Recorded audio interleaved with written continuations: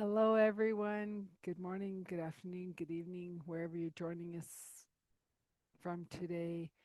Welcome to another Authentic Conversations. I'm your host, Adele Bernard, and I welcome you. And I just want to start off by saying a little bit about me and my company, Transition Clarity. So, I'm a soul strategist, intuitive guide, and I'm here to help primarily the men. I do work with women as well, but primarily the men who are wanting to remember who they are. And it's all about the journey within, remembering the little boy that wanted to be a fireman, wanted to be a Superman, wanted to be a Batman or a Robin, right? Or a Tinkerbell. Who knows? It's the journey inward to release the have tos, the shoulds, you must out of your life so you can remember who you truly are in the God essence. And I'm not talking religion, I'm talking God. And it's a beautiful journey. It's not a cookie cutter, it's not a fast journey. It's a step by releasing the old saying of you have that backpack on your back, let's release the rocks and take it off once and for all so you can actually shine in your life as you're meant to. And if you want to learn more, you can check out the show notes or check out Transition Clarity or follow me on Facebook, LinkedIn. I'm all over the place. And I would love if you guys could subscribe, leave your comments, share what you like about these podcasts. And I'd love to hear from you. And if you have a guest that you would like to see on the podcast, send me a note and we can discuss it. And with that, I'm going to introduce my guest today. Today, I have Jennie Hays. She is beyond mindset mentor and brain spotting practitioner who helps heart-led entrepreneurs move through the invisible transitions that keep them stuck. Visibility, fears, self-doubt, and the pressure to push through. With over 20 years as a paramedic and years helping clients break free from imposter syndrome, she blends the body based work with practical strategy to help people show up fully in their chapter of their lives. Jennie specializes in helping people navigate internal transitions, the kind nobody sees but everyone feels. Her work is fast body led and results focused, helping people break through stuck places so they can move forward with clarity and confidence. And with that, let's welcome Jennie to the show. And here she is, Jennie Hays. Welcome to the show. Thank you so much. I'm so excited to be here. I love an opportunity to share and talk and chat. And the only thing better would be if we were shoulder to shoulder. Yeah, one day, one day. Um, so I did your in the pre-show I shared who a little bit about who you are and how you became what you became. But give us in your own words, um, how did you become this mindset practitioner from your background? Like, show us the transition you did. From a lot of drama and a lot of trauma and a lot of damage that had to get undone, I'm sure. Um, the funny thing is that I was exploring this with another person one day. And when I was very young, my mom said, "You need to be a therapist." And I said, nope, not going to be a therapist. That's not who I am. That's not the kind of person I am. And so at that time, I was going to be a famous country singer. Of course, I'm not. And then I was decided that I was going to be an accountant. I fell in love with, we have competitions here in Texas that are kind of like athletics of the brain called Oh, okay. UIL. And I competed in UIL in accounting, and I did quite well until I actually got into accounting in college, and I got scared out of it really fast. So, not being able to find the penny makes a big difference. So, I was going to be an accountant, and then I went into customer service because I had to have a job and I didn't know what I wanted to do. Ended up in medicine, worked as a CNA, unit clerk, that, kind of all around hand in the hospital while I got my paramedic license. Did that for a decade, got burnt crispy. Oh my gosh, was I crispy. Um, and then it was like, I don't know what I'm going to do now. So shortly after that, I married my husband Oh, and helped wow. him run his 6-figure business. Okay. And then decided, okay, I'm going back to medicine because I feel the need to really help people. And so I ended up working as a podiatry tech for a couple of years, and then as a paramedic in radiology. Um, and then I was working as a paramedic in radiology, and I got told that I couldn't educate people on their health. I was supposed to just do the thing. And it's really deep into the whole insulin resistance path that I started off in coaching. But I mean, I wasn't telling them what to do. I was saying, hey, why don't you go watch this video? Or have you checked out this study? And they did not like that. So I was like, well, I've got to do this because I'm the kind of person when I get consumed with something, I need to do it. Mhm. And helping people, watching people come in one after another on this death cycle of what current medicine is just was horrible. And I wanted to give them an opportunity. So I opened my own coaching. And so I started off as an insulin resistance coach. Only problem was I couldn't market myself. I couldn't share what I Oh, to did. say his insulin. Yeah, no, you can't market I that. couldn't do, well, no, there's people out there that need it, but I was all hung up in my mind, and my body was like, I can't say this because of my license, and I can't say this because they're going to shut me Oh, down and they're going right. to cut me off of Facebook, and Google doesn't want me to say this. And I really got into my head about it. And so I ended up having to get a job because I had quit to do the coaching. And yeah, my husband comes in and he was like, you've made $267 in the last 3 years, not counting what I'd spent on tens of thousands for training programs. And he said, you've got to get a job. I can't do this by myself right now. So I cried, kicked, screamed, moaned, groaned, ended up with this wonderful company called Zinnie that helps therapists to start and grow their practices. And I was helping to coach these therapists to grow their practice. And I'm doing what they taught us, Brainspotting, which is an insane tool that I absolutely love. And using this Brainspotting, I was watching people go from where I was, where they couldn't market, to all of a sudden having successful practices, like night and day, in no time at all. And it didn't click. And so I remember sitting at my desk one day in tears because it was like, I'm just not meant to be an entrepreneur.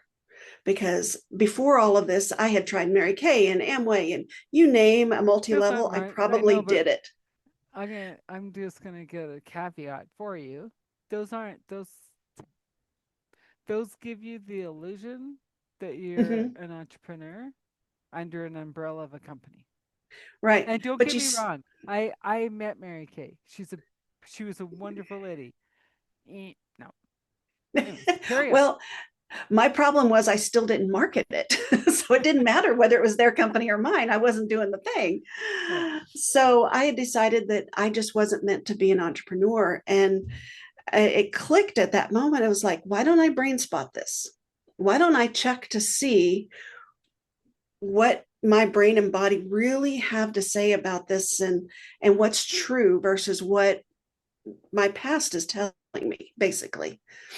And so I went to a friend of mine who also does brain spotting, and we swapped sessions.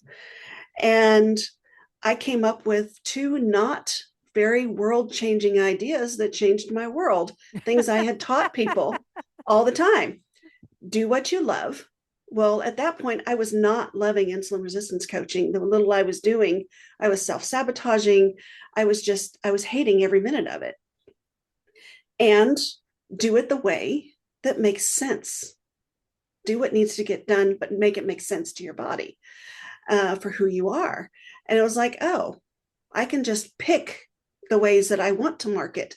I don't have to market everywhere. I don't have to market the way anybody tells me to. I just need to be visible. And so that was the day that I decided, okay, I'm going into this. I call it beyond mindset because this is so much faster and bigger than just traditional mindset. But that's what I'm going to do. And the way I'm going to market is I'm going to talk to wonderful people like you. I'm going to just share what I know the way that I want to. And a lot of networking, a lot of meeting people. Yeah. And within 4 months, I was profitable. Cool. That's awesome. So help us understand when you say a session of brain spotting. Like, it's not like you have a laser beam that can go in the brain and go, there you are, or there you are. Like, like explain. Yeah. What the heck is brain spotting? Yeah, I had somebody tell me, she says, it sounds like your brain's bleeding. I was like, no. So the theory is, because it's really hard to prove some of these theories, but this is grounded in science, that we store our memories 3D. So if you think about it, when you think about a memory, you can actually usually picture where that memory is in your mind, right? And so we use the eyes to anchor to these memories that are causing the issue. You may not know what the issue is, but you'll find that if you're talking about the issue, many times your eyes will just go there. And even if they don't, I can direct you and you'll feel the difference. So something that you and the audience can try right now, just to kind of get a sense of what I'm talking about. Think of the last thing that just really irritated you, as they say, got your goat, traffic, loved one, something like that. And I want you to feel it, really feel it in your body, that kind of irritation. All right. Now, just using your eyes while you're focusing on that feeling, I want you to look all the way to your right and come back to the center, still thinking about that sensation, and all the way to the left and back to the middle. And most people will feel one side different than the other. I gotta do it again. Yeah, do it again, because it's harder when you're talking to me.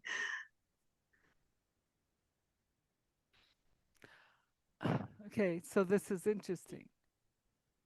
If I let my mind decide, it's right.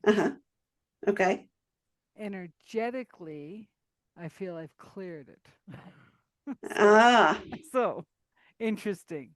This is interesting. Okay. That's interesting. Yeah. So if I go back, rewind to when an incident happened, like say the frustration in the whatever it was. Yeah. My right side is triggered. But because the incident in traffic has passed and I've dealt why I got so triggered, I'm like, yeah, pretty neutral right now. So to me, that's happy. Like, right. I'll take the non-feeling. Take the win. Side. Yeah. Yeah. But you can still feel the difference. And many times what it is that traffic incident you cleared, but the thing that led up to the irritation behind the traffic incident Mm-hmm. might still have a little bit of a core there, and that can easily be cleared with brain spotting. So, because what we find is that the things that get us in the day to day are usually not what the problem is. It's just like arguing with your loved ones. You're never arguing with your loved ones about doing the dishes, Mm-hmm. right? It's always something else deeper, a Mm-hmm. childhood scar, or something else when we were Well, and growing it's up. interesting you brought that up because I was talking to somebody the other day um, about like just cooking a meal, Mm-hmm. right? So when I cook or whatever, I want to be in the kitchen alone. Mm. Don't come try help. Don't just stay out, right? Yet every once in a while there's the odd person that can seamlessly sneak in, start helping. I kind of notice them there, but they're not in my way. And I'm like, huh, the right people can come into the kitchen with me. The wrong Mm-hmm. ones stay out. Right. And it doesn't matter who it is, friend, family, whatever. Mm-hmm. And some of it may be that you're in the right place where it's not, you can't feel them in the Well, I know, room. but so I'm not trying to make the show about me, but anyways, No. but Yeah. it's just really interesting. So here we were in when I was in corporate, we went for a team build to a commercial kitchen. Okay. I know it's a team build. I That'd know be I your have to nightmare. play. They're all in the main part of the kitchen and I'm on the outside. I had to have my own counter. Yeah. I was still part of the group, but separate. But separate. In my own way of like, I don't want to bump elbows. I don't want to get you to cut your finger because I bumped you. Like, and ugh, maybe I need brain spotting on this. But anyways, right? Because it's also I'm also very safety conscious because I've been Hmm. in a lot of jobs of safety and food prep and all this, right? So it could be a whole ball of wax of like, or I just prefer to do it myself. Does it interfere with your life, or is it just the way you are? Because yes, you could brain spot it, but is it something you really need to work on, or is it just something you go, hey, stay out of my kitchen? Well, and I think because we've come through the holidays and stuff, like I'm more aware of it, Hmm. right? I didn't because um like when I go into the kitchen, I'm alone in the kitchen. It's not like I have a family of kids or whatever, husband coming in and saying, "What are you doing?" I think, "Yeah." I go in, I make my food, I leave, right? Um, and so it's just interesting how this is all coming up, and I'm like, I'm ready to Yeah. release it. It's good. But I also know the right person, possibly my husband coming in, um, when he shows up, like we'll just work. Hmm. Like if I'm stirring over here, he can be washing over there, like or whatever. Right? It's like he becomes an extension of you. Yeah, yeah. Yeah. Yeah. And also to the incident, because I always say to people, an accident is only an incident waiting to happen. And they'd be like, "What?" I go, "There's no accident in life. It's an incident saying, wake up, pay attention. What are you thinking?" Right? Like, yeah, Yeah. you might have gotten hit, rear end or whatever as you're going to work. But really, what was happening? It was like, wake up. You really want to be taking the day off and going to the mountains. But Yeah. either way, you wanted the day off. You just got it in a different way. Different way. Yeah, that So, goes right along with my theory of be careful what you pray for, because there's the joke about don't pray for strength because God gave you chances to be strong, but mhm, also when you pray for everyday things, I pray for more time with my husband, and then he gets laid off. It's like, well, that does fulfill what I prayed for. Or, Yeah. sometimes we have to see that there is, it's not that you shouldn't have prayed for time with your husband, but you should appreciate the things that, even though they feel negative, are actually what you really want. Dive into it, enjoy it, embrace it, Mhm. because Well, that's a time that you won't ever get back. and it's interesting because I'm doing a lot of things different in 2026. Mhm. And so I used to be like, pray, pray for my husband to come. And then I'm like, I'm not praying for anything else to come anymore.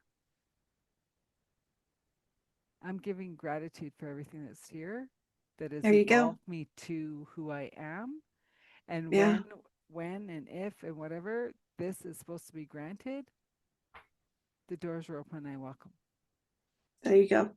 And the shift in it, like, so as an ex paramedic, Hmm. you could get this. So when I first started on this really intuitive guided journey, I would go in between leaving my corporate job, but I had a meeting, but I didn't have enough time to go home. So I'd stop at a mall or go go to a restaurant, whatever, have a bite to eat and go out to the meeting. How many times did I have see people having a seizure, having medical, and I'm like, what is going on? And so I'd go into my trance, right? I'd send the love and light, I'd help whatever. Whoever was supposed to call the ambulance, everything's cool.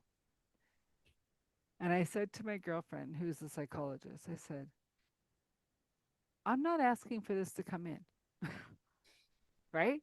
And she'd say, but you're asking for signs that this is your path. Ah, And I said, what's my path? That you are a natural healer. You will step in and shine your light wherever it's needed. And I was like, another joke and God and plays, right? yeah, and here's the Thanks for the message. flip Got it. flip side of the coin. Hmm. This isn't what you were asking for, but it may be what they were asking for. Well, yeah, and I went down that road too, right? Yeah. Because um, I've heard, just like, because I'm in Canada, and I've heard like a paramedic in British Columbia is not the same as in Alberta, and I'm like, why? And they said the one in British Columbia is a glorified taxi. Do you get a bed? Alberta has more leeway in how Hmm. they can help the person on the bed. They have more Gotcha. autonomy Yeah. to administer to whatever, right? It's not like the movies that they can do anything and everything. So that's interesting because my experience as a paramedic here in the States, I started off with one of the most forward thinking, or used to be one of the most forward thinking services in the States. It was an award winning state service, Austin Travis County EMS. Mm-hmm. We could basically do anything within our scope of practice. And our scope of practice was basically anything that we knew how to do and had a physician's order for. So Wow. we ran heart attacks, trauma, all different kinds of CPRs, and it was just us running it. And then we Yep. would call if we got into a bind. I was like, hey, there's something weird, or I'd really like to give this drug because it's not in our standing operations. But I know that just outside of Austin Travis County EMS, there are other services, and some of them don't allow them to do hardly anything. They're like, yeah, don't do anything, don't touch anything, just call for help. And so a lot of that is based on down here trust of the medical director, because each service has to have a doctor in charge. And This so it keeps can be the night and country day more divided. divided. It keeps things up in the air. And, you see it in the pay, which was always a big deal. We were getting premium pay, and had paramedic partners. So it was two paramedics. So we basically had a team on the unit. Whereas these other services, you might have one paramedic and a basic, or, it just didn't have the same cohesiveness, so the same team atmosphere. And then you were getting minimum wage plus to work 24, 48 hours at a Minimum time. wage. Yeah. Minimum wage plus. Yeah, it's ridiculous. Like, I can't wait till it all crumbles. I swear, like, just let it all crumble. And so we can bring back the compassion, the love, the community. And it was fun. I can't remember what podcast I was listening to, but they were saying about, the new fire horse coming in, and the next 20 years is all going to be about the fire. And, and they said, but that's going to be awful, right? Because fire gives devastation. Fire gives, right? And the person being interviewed says, fire also brings community back to rebuild. Fire also brings love and support. And I was like, fire it down. Fire Like, brings rebirth. So I was just exactly. reading about the giant sequoias in California.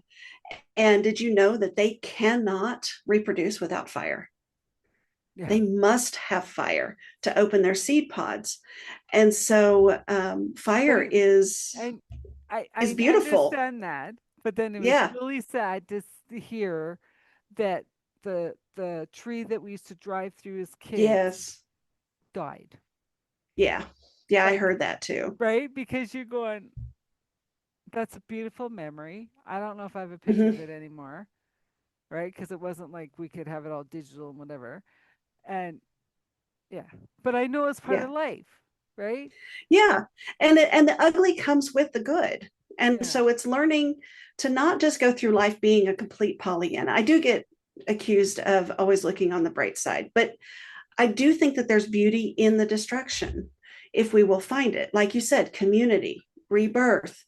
There's so much that can come out of it that can be good. We don't want it to begin with. We don't want fire, Hmm. but we need fire. The fires that happened around Bastrop a little over a decade ago, we were involved in that, not directly, but indirectly. We were actually moving from one home to another, and we had close calls with both houses. And so we were like, what do we Oh do? my gosh. We got most of our stuff is in a trailer waiting for us to decide to move or not. And the cats were in carriers by the door so that we could get out if we needed to. And it was a very stressful time. But the reason it happened is that the underbrush hadn't been kept up. Hmm. And so if we had allowed the natural fires to Hmm. happen every so often, that would be cleaned out and there wouldn't have been such a devastating fire. So Hmm. there's also that side of it. The little fires prepare us or prevent the big fires. Yeah.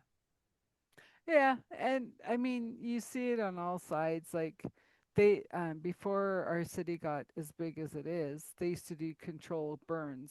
Like, there's a Mm-hmm. huge park in the northwest of my city, and they used to do controlled burns, right? Yeah. But now the fire department's saying, yeah, we're not trusting we can put it out, right? Because one, we have huge winds, right? Right. And two, instead of just like one area of houses to on one side of it, they had to be contend with. It's now surrounded Right. by 100,000 houses, right? So I get it, but I also go, eh. You got a Yeah. lot of people up there that you're like, um, and maybe they're more health conscious now, like they're not going up there smoking to, like, the these big fires are not generally set by people accidentally smoking. Occasionally they are, but a lot of them have been set by people either intentionally or they're cooking. It's people who are on the fringe of society mhm, that are doing this, and hopefully not for the actual fire, but it's not normal everyday people just screwing up usually. So were you a paramedic in an ambulance? Yes. Okay. Yes, I did 911 response for about a Okay. decade. So is this the same like in Canada, um like what I've heard from the paramedics, the police and the fire is they figure 80% of the homeless would not be homeless if we actually looked after mental care. Easily. So you're saying the same thing, which is Yeah. something that we have to change the stigma on. So, yeah, back in the US, I think it was Reagan that decided that he was going to shut down the mental institutions. And there was good cause for it because they were being abused. It Hmm. was not a good, healthy, what we think it should have been, and people were getting committed for nothing. I mean, there's a paper about a guy who committed himself to see how bad they were and then couldn't get out because he'd committed himself. And they thought it didn't matter how sane he acted, it just proved that he was crazy. Um, that's been repeated a few times. There was actually a group of like 5 students that did it too, and they couldn't all get out. It was horrible. So what we had didn't work, but lack of it is even worse, because I know that we would go pick up people who really needed mental assistance. And you couldn't get it. um, well, the only option we had was to take them to the ER where they were discharged in a few hours, or take them to the emergency service we have, and they would keep them for 3 days for observation and send them home. And it's like, these people want to kill themselves. Yeah, but they're not actually, they don't have a knife and practicing doing it. Well, by the time they do that, they're dead. Or, They don't by the need a time they do knife to that, jump off a somebody bridge. else, yeah, somebody else is dead, or Yeah. something has happened. And so, yes, we had a lot of that. The other thing is addiction. And I don't know the answer to that one, except that there is a really interesting study about mice. It was mice or rats, one of the two. And they were using regular water or cocaine water, I believe it was. And when they had just a regular cage, the mice always drank the cocaine water and died. They just kept drinking it, kept drinking it, kept drinking it. But when they built a cage that had community and things to do, Oh, and okay. all of, they actually had entertainment and the They just support drink the system, water. basically they didn't want the cocaine anymore, they just wanted the water. And I think that speaks a lot about our society and the way that we're set up, is that having dealt with so many addicts in my past, seeing that it is a mental health issue. There's something broken in there. I'm Oh much my more on that gosh. line than I am of it being a health disease. It's not a health disease, it's a heart disease. I'm so glad we're having this conversation because the few veterans and sober people that I've worked with over the Mm-hmm. years is especially the veterans, Yes. any rank, And God bless them. I mean, right? where would They we be without them? but they went in broken boys and came back angry men. Angry and And broken men. they're just thrown to the wayside, Yeah. right? So they feel, well, my country, I go and fight for my country as a broken boy. Now I come back a totally messed up man. They're throwing me to the wolves by putting me on the streets. Well, what else is there? Mm-hmm. Yeah. Cocaine, Well, right? yeah. I mean, And there's, and you're like, and the thing is like, as many as I've talked to and worked with, I'm just like, one, they shouldn't be able to sign up for any degree. Even police officers and firefighters are asked to come back into 25. You have to have more life under you, right? But yeah, they're like 17, barely 18. They don't even know their head from the hole in the ground. right. They don't have a clue. And then they're coming back at 24. Mm-hmm. Well, I'm an adult. An adult for what? To murder people? Yeah. To be able to be stuck in a submarine for 3 months at a time. to follow orders, I know, to like, follow. and even in how many police officers that I know that would win award and award and award, they'd retire at And kill 55. themselves. They have no life. They end up at the bar or dead. Mm-hmm. Yeah, it can be a very, very taxing. You can see my flag behind me. My dad was military, and um, my mom's dad was military, and so we're a military family. And I have the utmost respect in the world, and it kills me the way that we discard them. You go and you do the hardest job Hmm. that you can possibly do. And I know some of the jobs, some of these guys out there are going to go, oh, well, it's actually kind of cushy for me, but it's not even the job. It's the fact that you're willing to do the job. It's the fact that, even if you serve completely in peacetime and you never, ever, ever see war, you still knew that you could be putting your life on the line for me. Hmm. And Well, but you that I gave, get, but you that's where. became property Hmm. of the in the US. I don't know if it's the same in Canada, but in the US, our military, they actually, when you sign up, you become the property of the United States government. And so you became property of the government. You went in and you changed your entire personality, you changed your life, you changed the trajectory of everything you're doing. Not that some of it wasn't amazing, but it could have been really bad, and some of it was really bad for some people. And to discard that and ignore that, and to actually penalize people, because I've seen people penalized in the job hunt and stuff. It's like, I just want to work. Well, you worked in the military, you don't know what you're doing. I was like, they did everything. What are you talking about? This is your most versatile person in the world. I know, but The mental issues. they can't think out of the box. They have to be told everything they have to do. Yeah, some of them, I will say that, because my dad, he wasn't like that, and I think that it's, you do have to weed through them. Well, and But then, but then think about, so your grandfather's generation, yes. right, who went to World War II, Mhm. they signed it, DNA. They could not talk about it. So we want, like, this is just in my own little brain. I'm Yeah. like, so my grandfather for me was my spiritual teacher, right? And then I have a friend whose grandfather was her spiritual teacher, who I knew also. That's how I met her. And I was just like, if these two men weren't in my life, Where would I I wouldn't be? be having this life. But the thing Yeah. is they had to learn a different way of coping Hmm.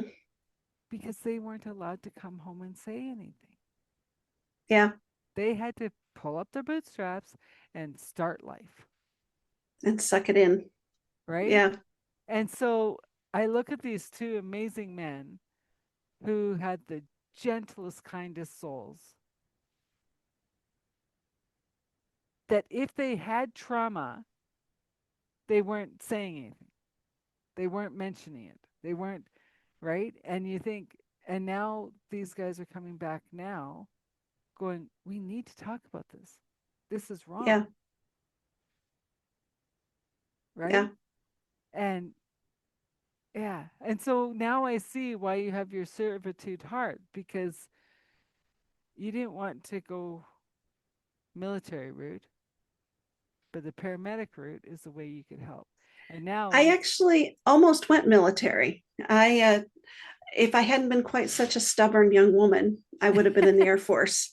I took the ASVAB. I scored a 98. I was most impressed that I beat Vanessa Webb, who I thought was so much smarter than me. So that was like the big, if you're listening, Vanessa, I still love you.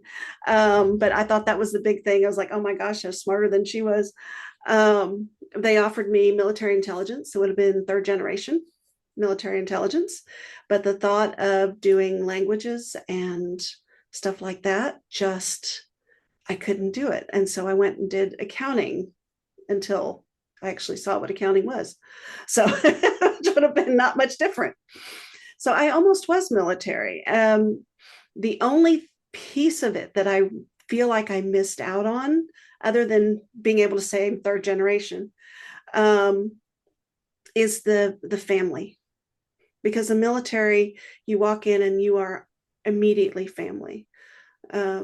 When I meet somebody who has served and they see my flag, they know that I'm safe and that I'm family because there's an immediate connection.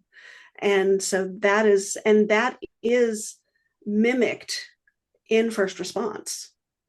Mm-hmm. You know, I still, even to this day, and I've been off the truck for almost 15 years now, when I see a medic or a firefighter or a cop in uniform, I'll still do the head nod.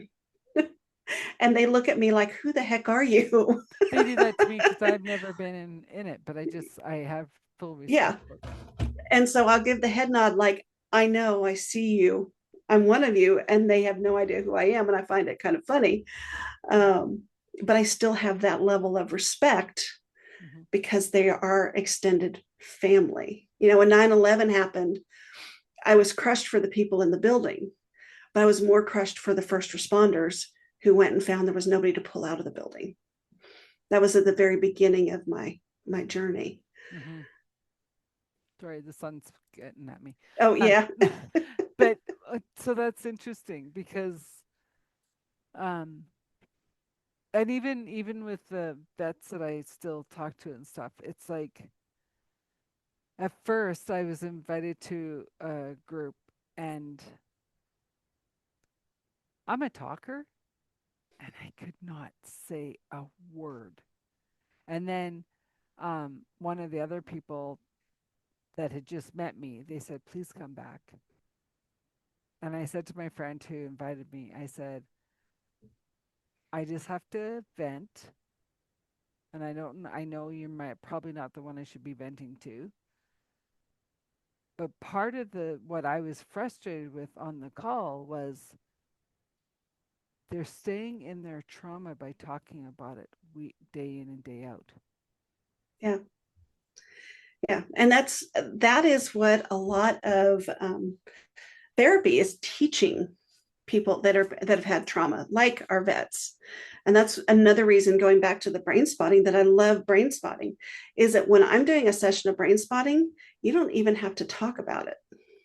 You don't even Mm-hmm. have to bring up the words. So the wonderful woman that taught my group, she had an emergency doc who worked with peds, who came in right around the whole COVID time. Um, and he'd had a number of deaths of these kids, one after another, and he was suicidal. I don't work with suicidal people. Let me put that out there. I will get you. I know a lot of therapists. I can contact somebody and get you in good care, but I don't do that. But she did. She was actually a full-fledged therapist. And so she brought him in for a session. They sat down. They talked about it enough that they could find where that memory was stored, like we Mm-hmm. talked about. Mm-hmm. And he sat in complete silence for the entire session until the end. And then he got up and said, okay, I'm better. And he walked out the door. She doesn't know exactly what he was processing. I love the journey of the process, but you don't have to say a word about it. And it takes the pain away from it. It takes the power away from it. It doesn't erase it, Mm-hmm. because that what you've been through, you'll always have been through. If you are tied up, like I worked with one young woman who'd been sexually assaulted, Mm-hmm. it didn't erase anything to where if she goes into court now, she's not going to have that information. But there's It takes not away the emotion. emotion. Yeah, it just like turns it off. Now this is just it just happened. And I think a lot of that, I've been thinking about why brain spotting and why now? Why has it all of a sudden become a thing? And I think you touched a little bit on it when you were talking about the vets coming home now versus WW2. Mm-hmm. Um, In WW2, yeah, they had TV and radio, but they didn't have these things. Oh, but I And mean, they didn't we've, have to go 90 miles an hour all the time. yeah. And one of the things that brain spotting really does is it makes you sit for an hour and just process the trauma. And we're not processing trauma anymore. When things come No, in, we if we just don't pile them like on it, top of each other. we just push it away. Yeah. And so, the best thing you can do to keep trauma from happening going forward is like what you did with the car incident. It's like, or the traffic. You It's like, okay, I'm going to think about it. I feel it. I'm going to process it. I'm going to let it go. Yeah, The root problem could still be there. Maybe you need something deeper for that. yeah. But the thing the other day doesn't bother you anymore. And it does Well, not going to come back to haunt you. and it's interesting because um I question if, as human beings in this experience, especially Mm-hmm. coming out of 2025, do we have enough just joy and play in our life? Oh, no, not Personally, I would say close. no, because people go, well, I go to pickleball, and I go, that's competition. Do you have play? Like, you just go to laugh and carry on like kids, right? And even like Emilio on his show, just tap in, was saying when he started playing basketball, it was for the joy of it. Yeah. And then he signed up for leagues. Mm. Change the whole feeling. He got into competition, and he goes, I don't like basketball. And then he's Yeah. gone back to the joy of it. Yeah. Like, let's Yeah. go shoot some hoops, like My whatever. husband and I play Super Mario. So, But at least um, it's together. yeah. Yeah. Last year, and there's the competition is always jokingly, it's a joking competition because I will always outscore him, not because I'm a better player, but because he wants me to outscore him. And so we What do you joke mean he about, wants you to outscore him? oh, because he wants me to feel like I'm winning, even though I know I'm not winning. Oh, So so he's if like he's the playing by mom. himself, like he would He demolish. would be he probably would be, yeah, he's much more coordinated than I am. He sat down when we first got it and he was just like jumping and doing all this stuff. And I'm like, I know there's buttons here. They do something. He's just more naturally adept at it. Probably But because he then played as a child. probably, and he did. And it Yeah. was his favorite game. But I'm better at remembering where we are and what we're doing and what the maze is and what the challenges are that are coming up. And so we work together and play together and laugh together when we die 18 times. And last Thanksgiving, not this Thanksgiving, but last Thanksgiving, we took that entire week and that's what we did. We sat in front of the TV and just played Super Mario. And we had the best time. And now we have an amazing memory. And a lot of people would say, well, there's no value to that. You didn't go do family, you didn't have these big meals, you didn't travel. And it was like, no, we saw everybody at Christmas.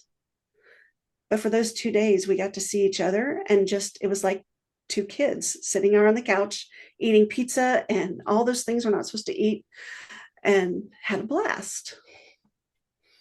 But you And need we need to have more. those. Yeah, we need more of that in our lives. Everybody does. Yeah. Yeah. Well, and it is funny because I'm reading this book right now, and I was like, dang, this computer thing's just getting in my way of reading my book. Because I just want to take a day off and go read my book. But I I take my hour instead. Like, There you go. but like, right, like it's like, but what better way to use Thanksgiving, the time of gratefulness, to self nurture you, Yeah. to build on your relationship with your husband, the number one unit, Hmm. right? Yeah. Yeah. Yeah. It was wonderful. And like I said, it's a memory that we'll cherish. And, you know, yeah, I always laugh. You were talking earlier about, you're waiting for your husband. You're waiting for Well, I stopped waiting. He him can show up whenever he but decides. Yeah, he's going to show up when he comes. And that is actually a really good sign that he's coming. Because right before my husband and I met, I had gotten to the point where I was like, I'm just not dating for a while. I'm just going to hang up the dating thing altogether. Um, and I laugh because I always say I researched how to find you, because during that time it was like, I'm going to research how to flirt, how to be a good wife, how to understand men, how to do, all these different things. There's a great book for women only, and I would butcher the lady's name if I Mm-hmm. tried to say it, but it was really good about pointing out how men think differently than women and how important that is in a relationship to understand that. And so I always joke that, yeah, I researched you before I found you. Well, It was and I want to take it a step further because I primarily work with men. right. And in doing so, they say that women don't open up space for them, Interesting. right? And I also said on a podcast that we sent them to the cave, Yeah. right? Because we, like, women get busy running the house, checking where the kids are. The husband comes home. Oh, hi. He doesn't know what to do. One gentleman actually told me, "Oh, the only reason my family talks to me is if they need money." Yeah. He considers him the bank. I said, "You're joking. You gotta have more interaction than that." No, not really. No.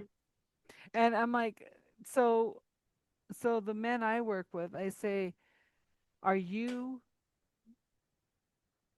coming from the boy's standpoint, the man's standpoint, or the gentleman's standpoint?" Because the women now have elevated. They don't need your money. Yeah. They don't need you to buy their house or their car or to pump the gas, right?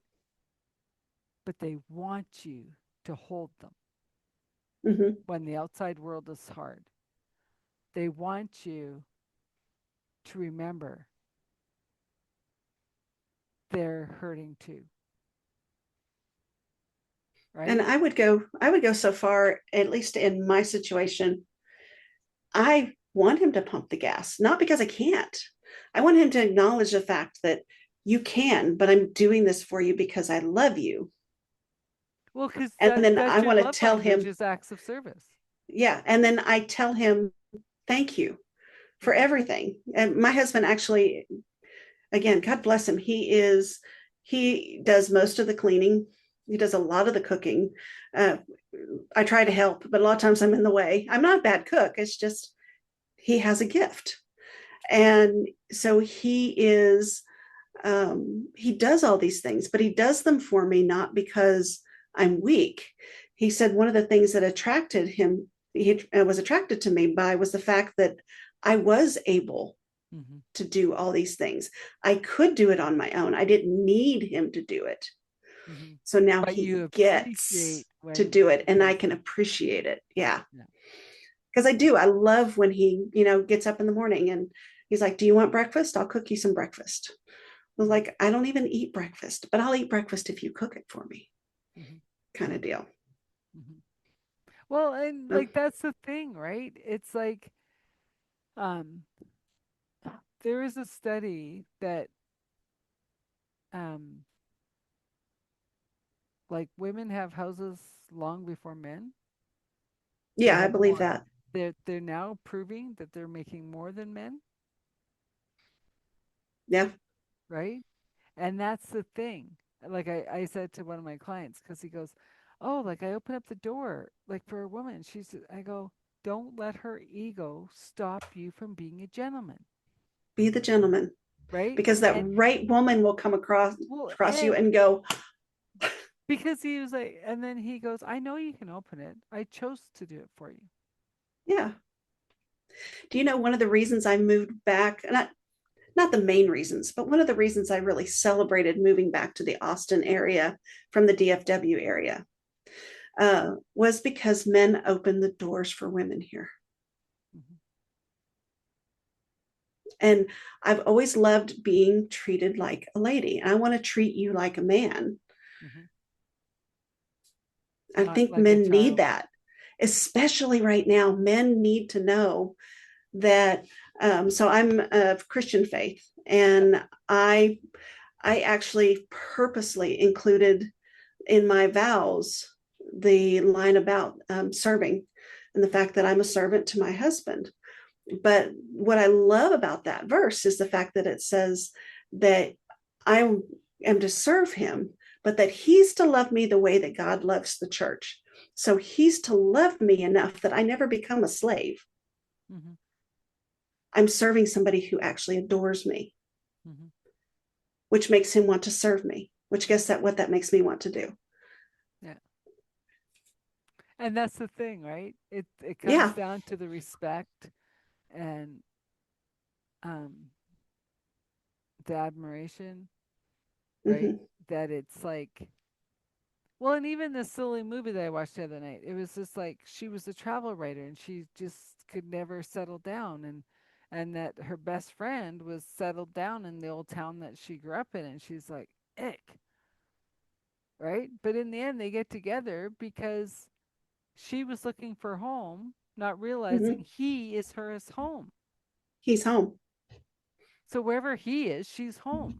And then he was like, well, I never thought about moving anywhere because, well, my grandmother gave me her house and like I have a job. And then she's like, come work in New York. Okay. Like, right. Okay. And the whole thing was like they would meet every summer for 1 week to travel. Yeah. Right. And then, yeah.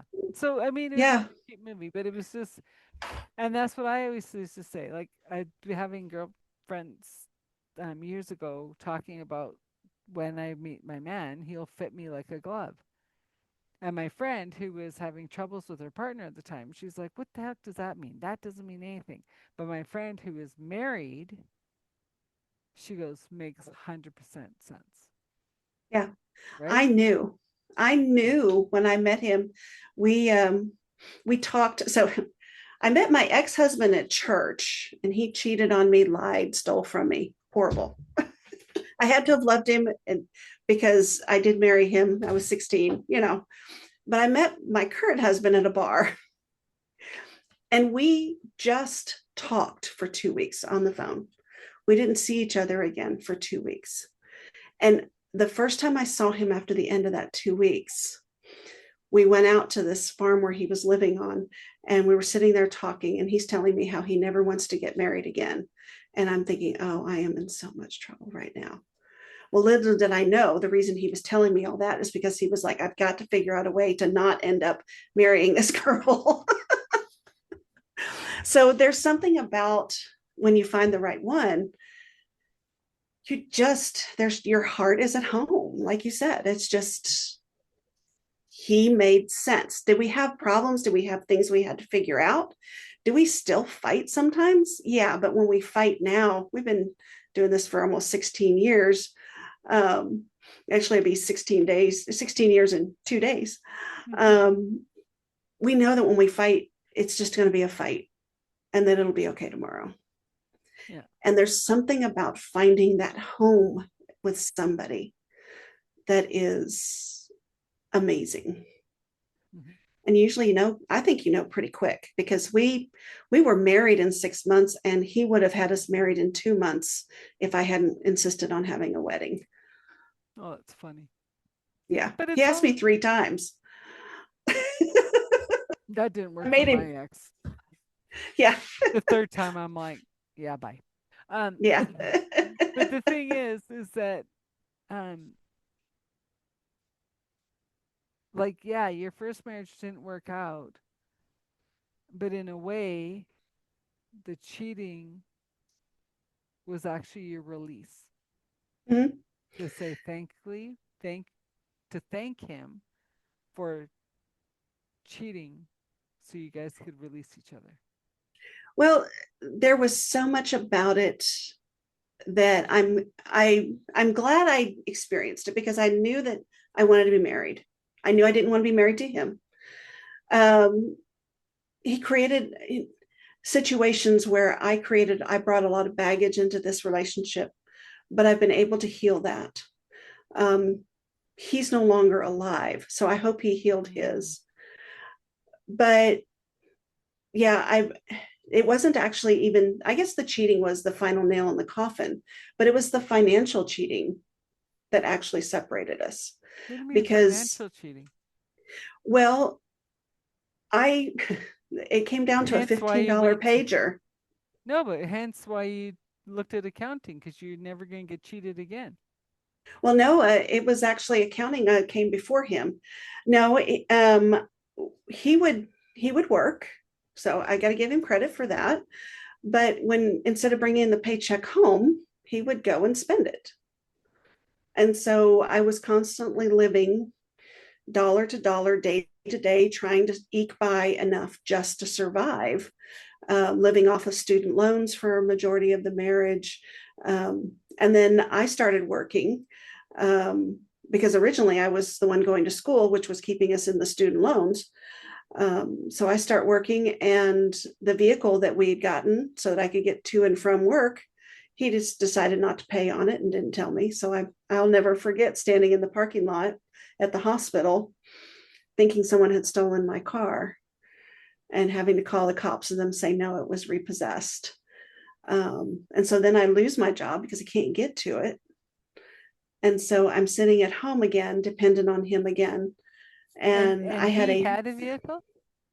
he had it wasn't that he had a vehicle, he had friends who would pick him up and drive him. He was one of Oh, those people that everybody would lay down for, and that he screwed him over royally every time. But everybody just thought he was the cream of the crop, cherry on top. Um, and so he was still working, and I had a $15 pager, $15 a month. And he let that bill, he just didn't pay that bill either. And it was like, here I am, I'm walking to a payphone in the rain, trying to figure out how to work somewhere, do something. You're being flippant, saying, well, just go to the grocery stores right there. You should just work in the grocery store. It's like there was so much just financial cheating. Yeah. He was coming home with big model airplanes and model cars that he would build. And I didn't know it, but he was going to bars and buying things for women and sleeping around. Apparently, he slept around with women since before we got married. I found out from my dad many years later. Wasn't real happy my dad didn't tell me, but he was right in the fact that I wouldn't have believed him. Um, so yeah, I mean, it was really the financial cheating that drove the wedge between us. And so I left and I said, you have 6 months. I want you to get a job and keep the same job, because he would job hop constantly. I want you to get a bank account and have money in the account and have money in savings. And when you have that, I'll come home. And 2 months later, he ran off with another woman.